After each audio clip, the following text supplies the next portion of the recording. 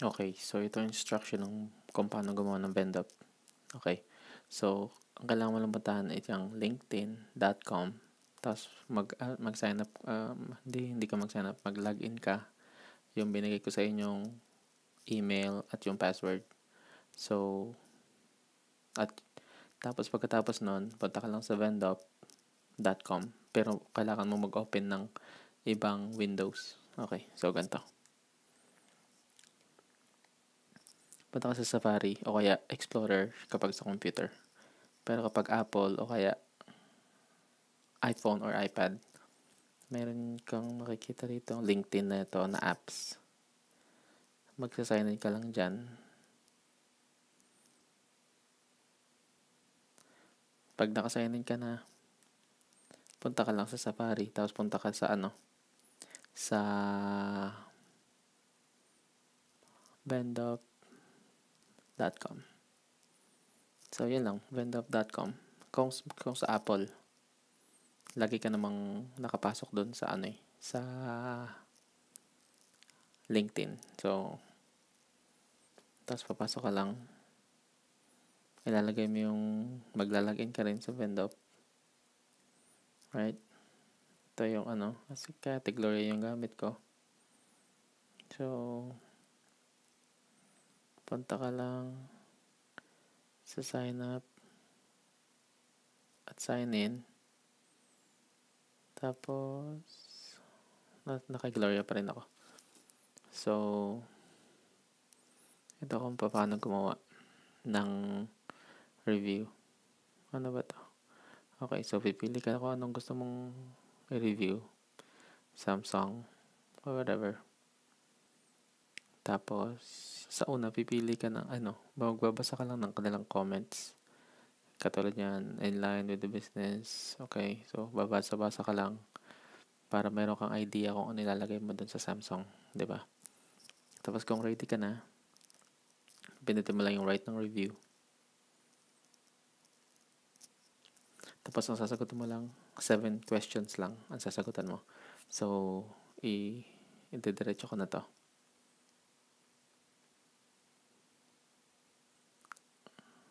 Oh, ginawa ko na dati to.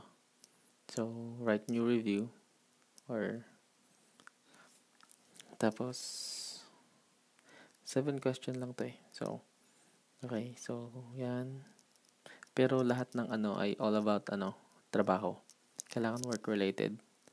Tapos ito ay medical device kasi doon tayo nagtatrabaho. Yun ang mga nilagay ko sa inyo. So, medical device. Tapos pindutin mo next.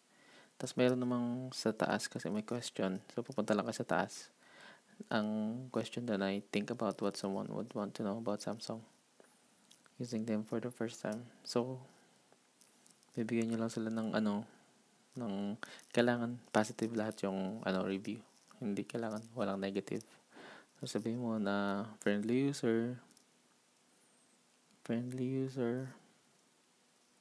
ganun, etc. Kung ano man. Okay, so next. Tapos, ang rito ay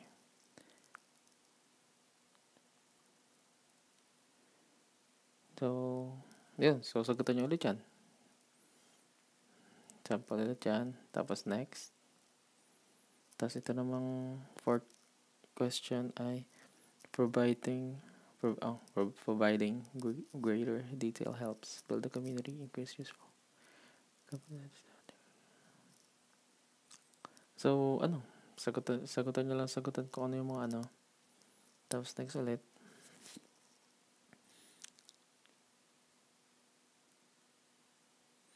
Ito yung mga kung ano yung nagawa sa inyo ng Samsung.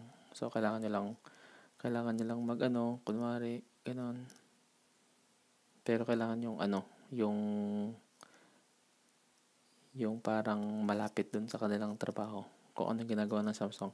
So, ating ang ginagawa ng Samsung ay customer service. Sabi mo, good customer service. Adorable equipment. Tapos, I think good communication. I think, siguro. Tapos, large volume. Yung mga item nila kung large volume. Pwede. Quality product. Reliable service. So, yun. Tapos, next ulit. Dito, ang lagi ko nilalagay dito, 5 star, 5 star. Minsan 4 kung gusto nyo, pero maganda yung 5 star. Tapos ito yung headline. Ito yung magiging parang title ng review mo. So, sasabihin mo, Samsung, or whatever, kung anong gusto nyo ilagay. Ang ilalagay ko dito ay Samsung